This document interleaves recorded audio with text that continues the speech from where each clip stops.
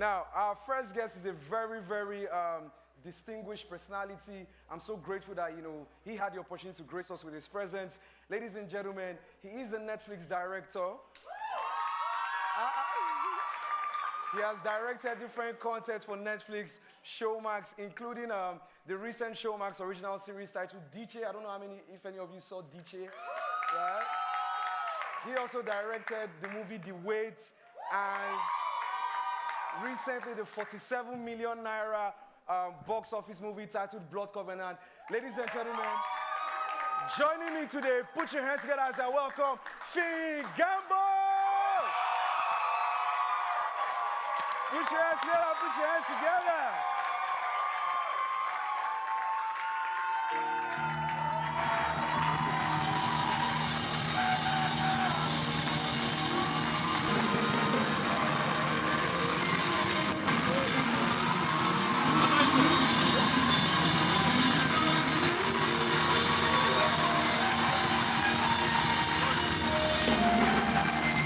So let's get straight into it. Recently, you were nominated for one of the biggest awards, in Africa, the African Magic Viewers' Choice Awards, the AMVCAs, as we all know, for the best,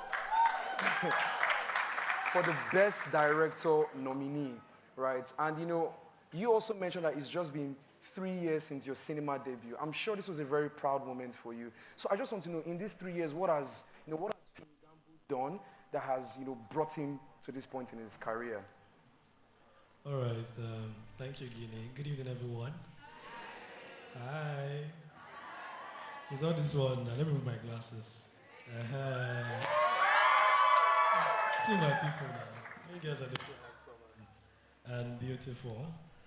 Guinea has said a lot, but I passed through the school as well. Before 3 Peter Hall was my first hall, and so we know, Ewaji and bread, we know the combination, All right, so back to Guinea's question. Thank you. It's been quite a journey. I was my CEO is here, by the way, Basi. Please round of applause for Basi. I was going through the premise. We're just standing outside there, and we're looking out to the tennis court.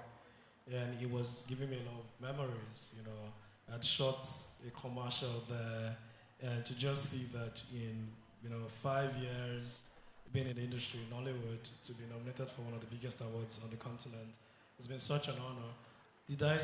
I wouldn't say I didn't see it coming, but at the same time too, I have to acknowledge that, my journey has been one of grace and hard work, and I'm sure that these are some of the things we will speak about.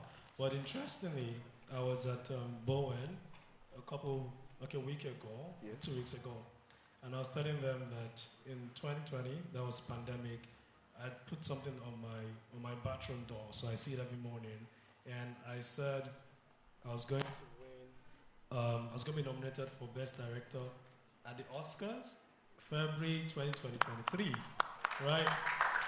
Yeah. I didn't get up there for an Oscars this year, but I got the MVCA. So it's like you have to reach for the stars and maybe you fall on the moon. But we're going for the Oscars. Definitely. All right. And so it's a lot to reflect on. It's a lot of valid moments. So, in this journey, what moment are you most proud of? Is it this being nominated, or are there other moments that, have stood out for you this journey? It's a lot, So I celebrated my birthday in February.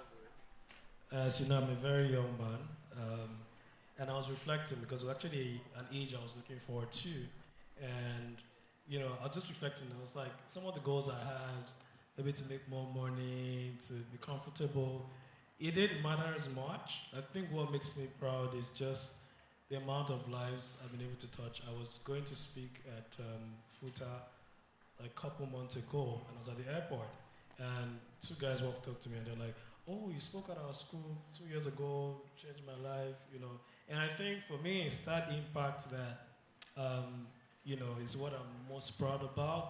AMVC, of course, it was a very proud moment. I went with my mom, it was cute. Some of the other things, like some of the companies that I've been privileged, like, Proposal Express, one of my new companies, we had crossed a very important milestone financially, so those are moments I'm proud of, I'm excited about. Thank you. I just heard you mention that one of the goals was to make more money. One of mine too was to make more money, but at least I'm alive. That's all that matters. I was going through your story sometime, and if you know Fiyin Gambo well, you would know that his story is always filled with wisdom, knowledge, and tips on how to become a better individual, right? And there was one that particularly struck me. You were talking about your journey so far in the industry, and you mentioned that you took a break, from cinema and filming at a point in time, right? And I think this was before you came back and shot The Wait. Right. So, taking a break, that's different. You don't hear that from a lot of people. So I want to know, what was that, if I may, what was that break for, and what did you learn from it? What happened that period that you took that break? Very interesting question. As at that time, I didn't know, but there's something called sapology. Just up the back of Pursuit. I've not even released Pursuit yet. The studio reached out to me. They're like, "Oh, they want me to come and direct a picture for them."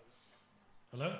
Yeah, they want me to direct a picture for them. So that was like my first feature film for television, right? And how much was I paid then?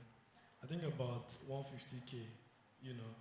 It's not like a lot of money for a student, but it wasn't where I saw myself in the next 5 years. It was not that kind of money I was looking at. So, that was a reset for me. So I shot Pursuit, which was my breakthrough film, the action film, in 6 days, collectively. And I had to shoot, for context, Pursuit is about 15 minutes. It's a short film. And I had to shoot a feature film. A feature film are long format films like, 2 hours. I had to shoot a feature film in 5 days, which was the same time I shoot a short film. So I nearly died, first of all. I was like, nah. When I saw, my trajectory in Hollywood, I'll just be crossing my leg, calling action, taking a cup of tea. That's how I saw it. So, that my papa says, what I saw is different from what so I had to say, nah, this is not, I had to retrace my steps.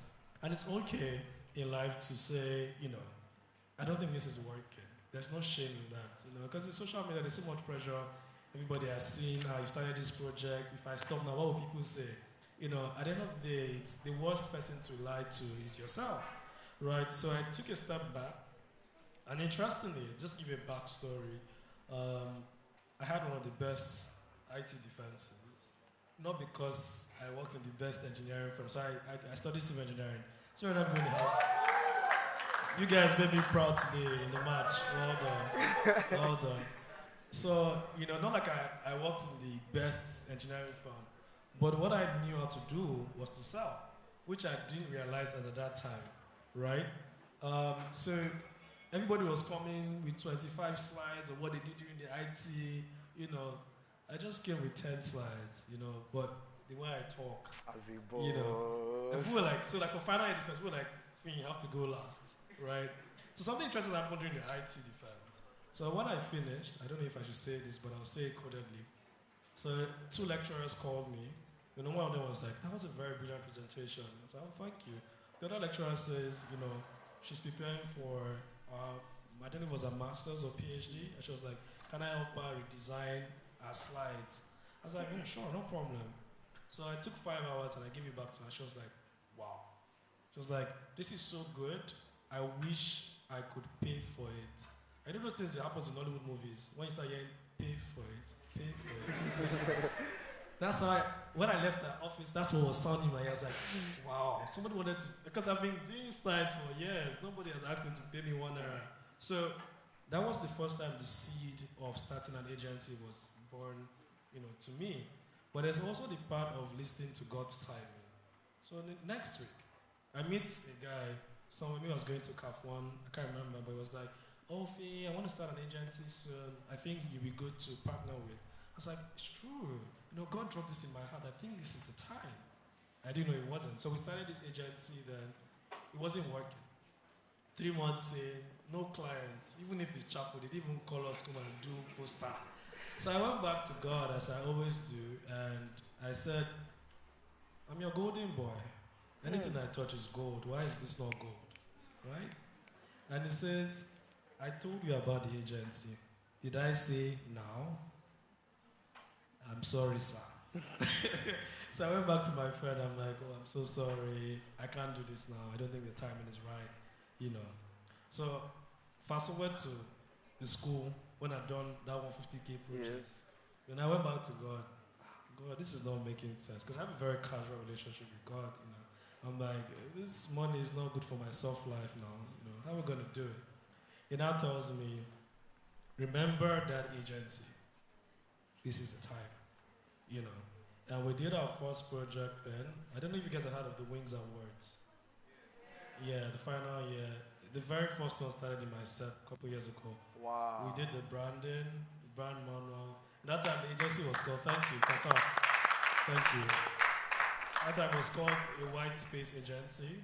No, a White Space Agency, but we realized there's another company called that, so we changed to Red Dot Agency. Red Dot Agency. So that's why it's Red Dot, and Red Dot means, you know, if, you know, for example, my partner here is wearing a white native.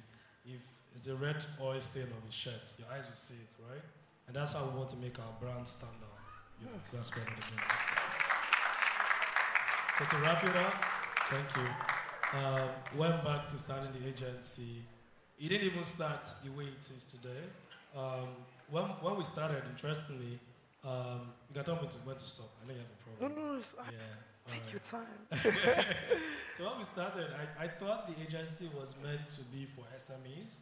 So I started, you know, doing posters for 5,000. You know, it was like, you know, SMEs, anything more than 15K, they cannot be. You know, so I was like, this is not working. But this is where experience is so important. So during my IT, I'd worked at one of the biggest agencies, Inside Communications, you know. And I worked in all the departments, so I knew what it means to run an agency. So I was like, you know, maybe it's time to change my target audience. Maybe, because the ideas we had were very big. It was always wanted to throw somebody inside the Top Milan Bridge, and you know, SM was just like, what's this guy saying? So sometimes it's not what you're selling, it's where you're selling it, right? You can't sell a Rolls Royce in a market. You have to find the people that fit it. So we changed our strategy and decided to go for the big guys. Obviously, when you're going to pitch with the big guys, you need to have a lot of structure. You have to have structure, you have to have a website, you need to have, like, you know, company structure, organogram, CEO, CFO, all that. You know, so that's when we started building. You know, I met Basi. Apparently, we're in school together, but we never really spoke till after school. Wow. You know, and, you know, we had this project, he came on board, and we just kept on building. Some of the people that were, you know, at Click Studios, moved them over to the agency, and before you know, we first executed our first 10 million naira project. This was way back in, thank you.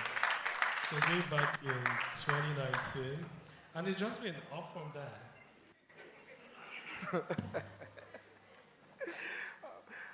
I was tapping anointing. Oh, you know, receive. Thank you.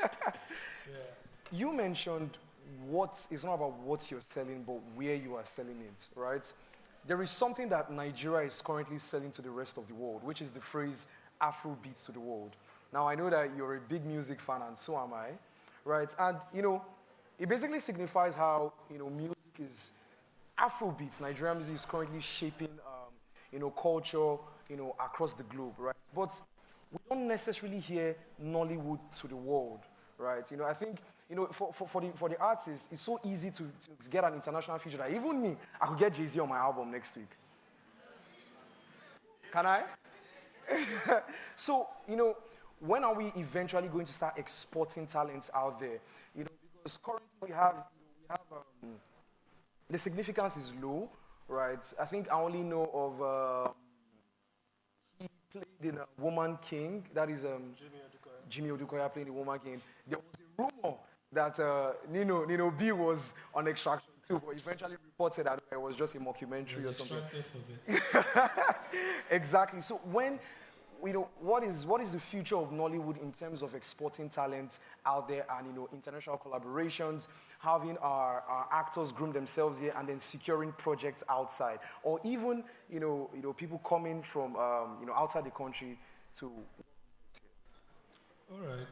That's a very layered question, and it feels like I'm walking on ice because I know how sensitive my industry is. You know, but remember there was a time, probably when I was in high school. I don't know where you were then. Or many of us, what I would say, it wasn't cool to listen to Afrobeat. You know, American music was mainstream. Even like back in the 90s, the clubs really played American music, right? But the people in the Afrobeat industry have constantly taken feedback, reworked their music, had partnerships, and it was years and years, from the band's first music, Yes. Jay-Z, Wizkid's small feature on Drake's album. We couldn't even hear his voice. So it's been years of putting in the work, all right? Nollywood, it's sad that they compare Nollywood and Hollywood together. Nollywood it's an industry that is barely 50 years, right? Hollywood is, Paramount Studios just celebrated 100 years, right? Hollywood has been there for a while. And this is not an excuse for mediocrity. These are the problems with the industry at the moment. One is thinking we know, right? So a lot of people in my industry, we need education. We need to go to school, right? Learn it properly. And come with that craftsmanship. I love what Everybody Life is doing with Everybody Life Academy. Definitely. We need more of that because see what happened when Netflix came to Nigeria. It didn't take long before they started going back to South Africa, right? Because okay, now I'm going too far. Okay, let me try not to. Let me just try. So like the industry, we weren't ready for the opportunity in terms of infrastructure.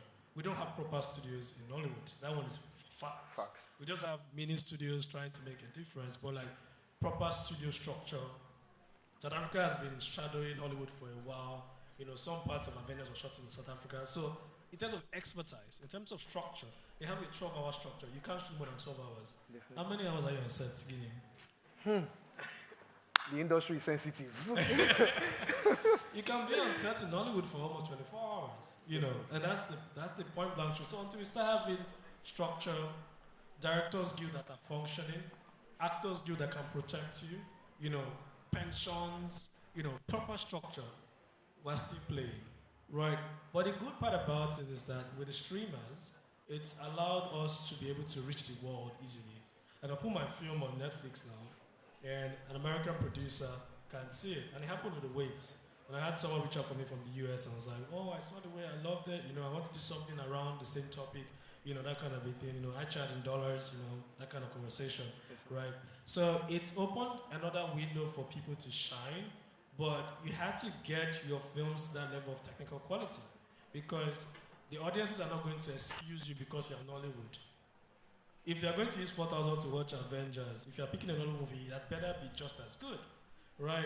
But I understand there are nuances to this conversation because one of the major issues we're also facing is, budget, right? So a budget of a typical American movie can sponsor Lagos State budget easily. Millions of dollars. Easily. Yeah. Ryan Coogler was paid about $12 million for Black Panther. That's, if I manage $1 million, I won't make more than one film in 3 years. That's the truth. Once and I've retired. Exactly. But we have issues like distribution. For example, in America has over 10,000 cinemas. In the whole of West Africa, we barely have 100 cinemas, right? And not only do they distribute in America, they distribute in Nigeria. So I think that once we can solve distribution problems, we can spend more on our films. But we always said that budget was a problem. And now that Netflix are giving us budget, why are our stories still not hitting it? Yes. It comes back to what I said earlier. Craftsmanship. People need to go to school, learn how to write properly. So, I studied mass comm, or like myself, studied engineering, but you still need to go back to school, right? And learn it properly, So I think, the future is bright. I'm excited, like some of my colleagues, what they're doing. The short films are coming out. I'm a Twitch premiere on Sunday, and the film, the quality is there. So it's just, with time, the right funding will meet the right people. Definitely. Yeah. He has met the right people. Take me out of context. No, we take you out of context. But I think that more people are going to get access to funding, and the world is going to see what Nollywood. So stay watching Nollywood, and watch out for Click Studios. Yes, sir. Thank you. Now, I love as we've entered the streaming wars, right? Talking about streaming companies, the streaming wars as the target has become a very, very important conversation in the film industry, right? I remember when Netflix first gained interest in Nollywood in 2016 when 50 was first aired on the platform, when they acquired 50. Eventually acquired Lionheart, and Lionheart went on to be, nominated for an Oscar Best International Film Feature, but was disqualified later on, right? Prime recently opened camp in Nigeria, and Shock NG has also, projected that more streaming platforms like Max and Disney, Hulu will be coming in the next few years. As a director, what interests you in this, in this conversation? What does this mean for you as a director with all this, with all these streaming companies coming to invest in Nollywood? I just see budgets. But I think what budgets mean is diversity of stories, right?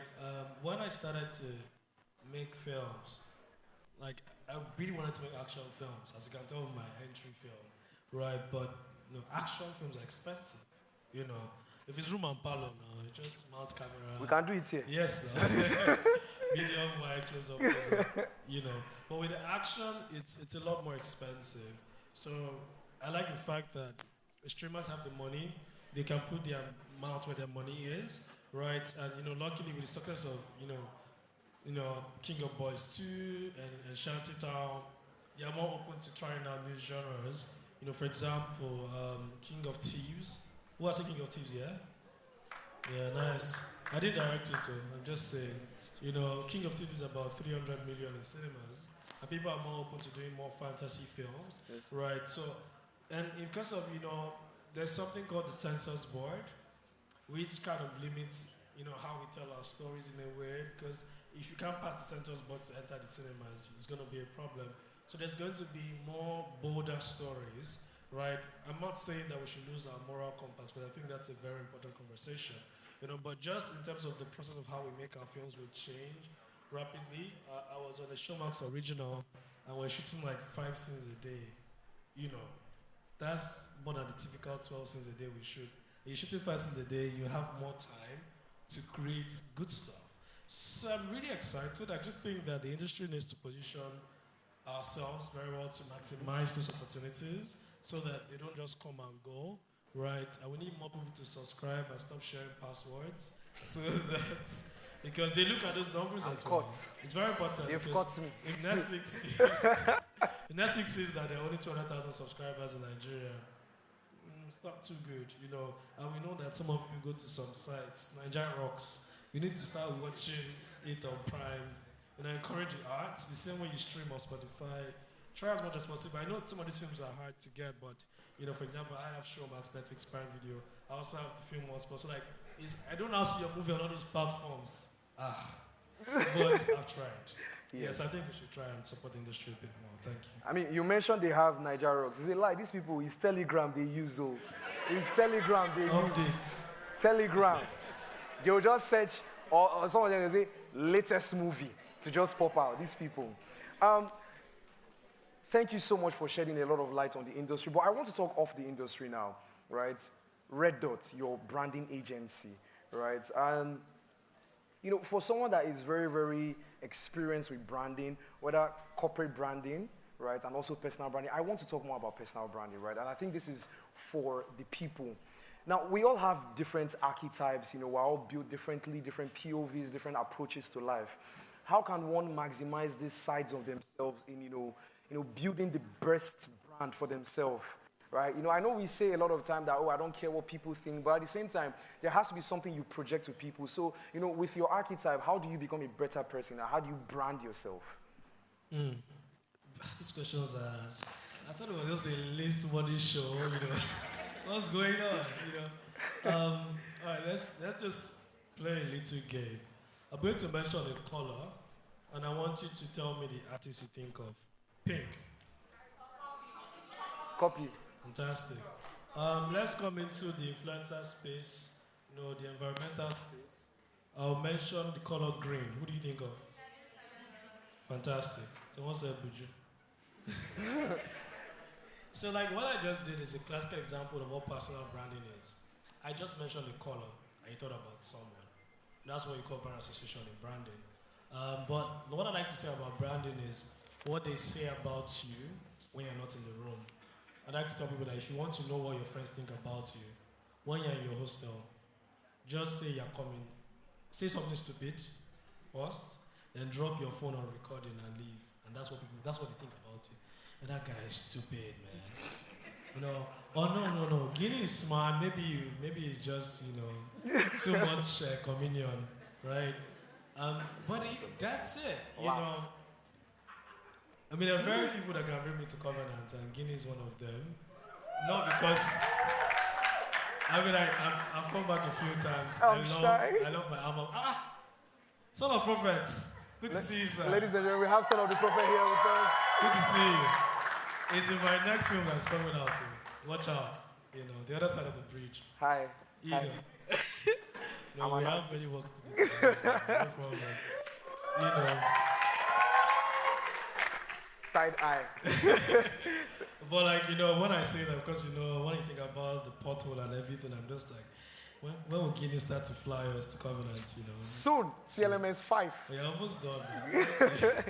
But, when you, for example, the Guinea brand is, classy, doing things that are bigger than themselves, that kind of thing. So, what do you want? So, I think that in messaging, you have to craft it. Branding is so intentional, it doesn't happen by mistake. If you stand for everything, people would remember you for one thing, right?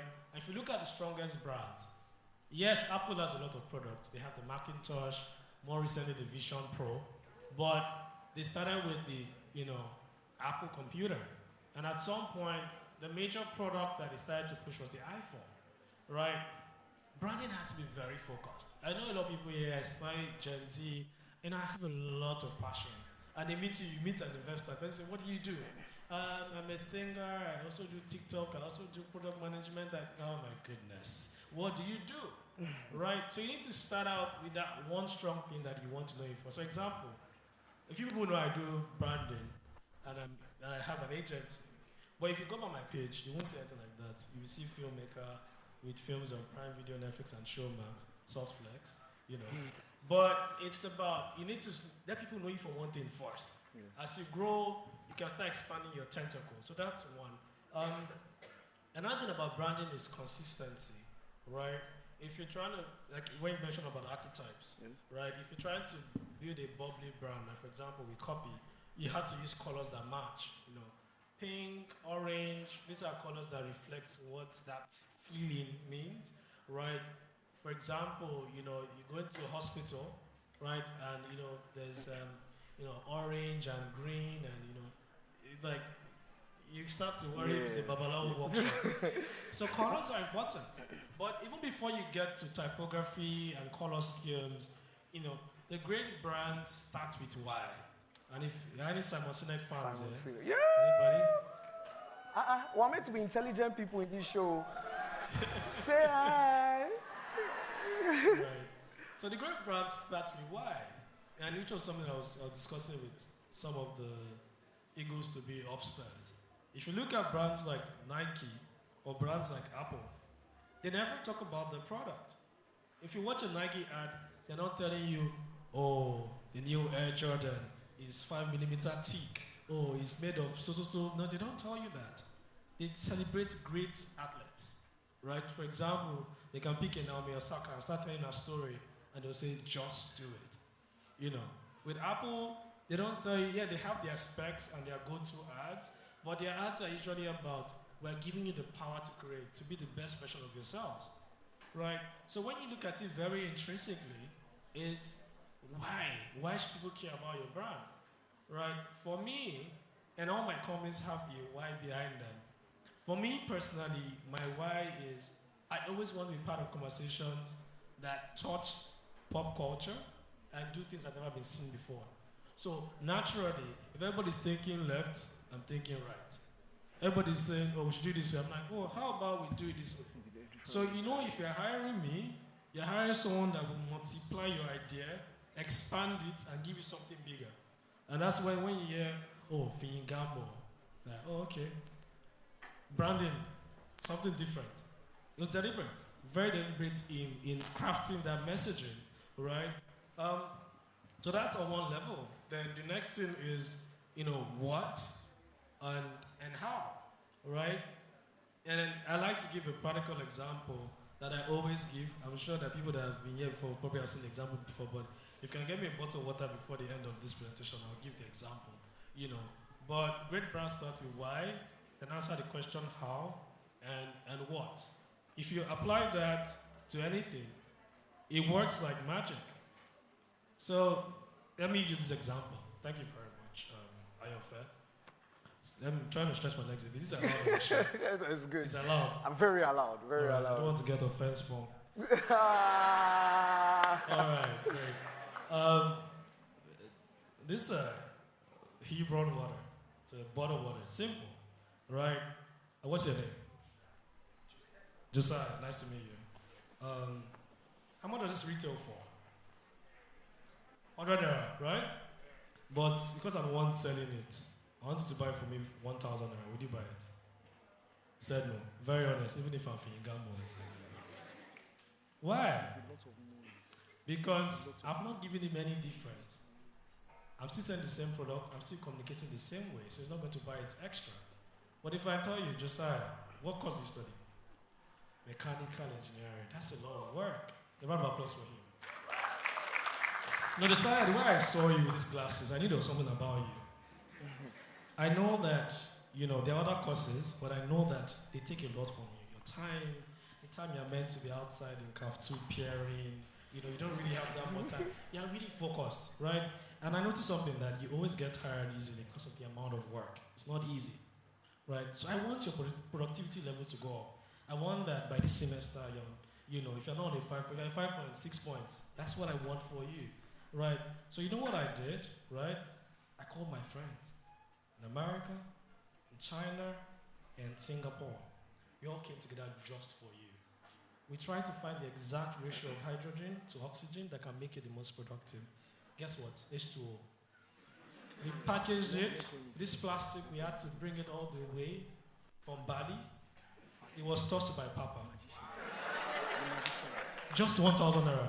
And it goes and it expires in the next 2 hours. Would you buy it? That's branding. So you need to understand that when you're communicating, start with what? Why? Then how? I told him how I did it. And what? The product. That is why your friends are charging more than you when you're doing the same thing. Simple magic branding. Thank you so much.